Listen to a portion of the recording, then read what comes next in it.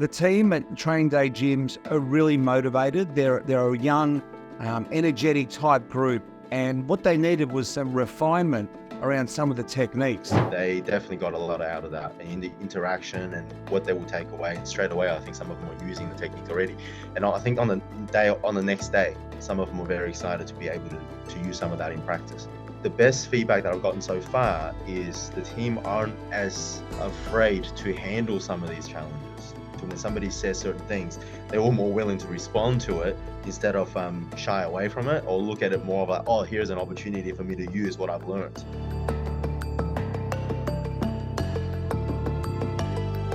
I loved how it was very engaging, very interactive. The actual knowledge base, I like having some of the psych aspects behind it, the psychology aspects and tips around personality. It's evidence-based. I think that's brilliant.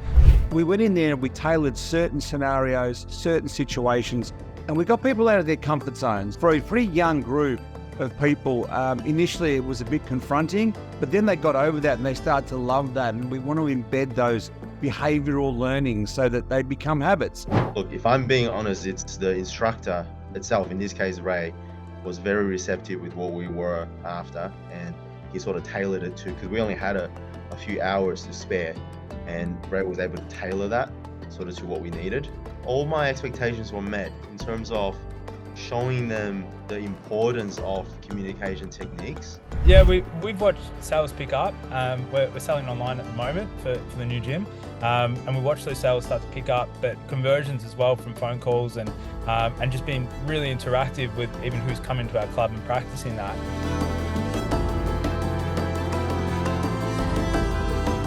I highly recommend Dynamo, definitely from a leadership side, from an interactive sales side.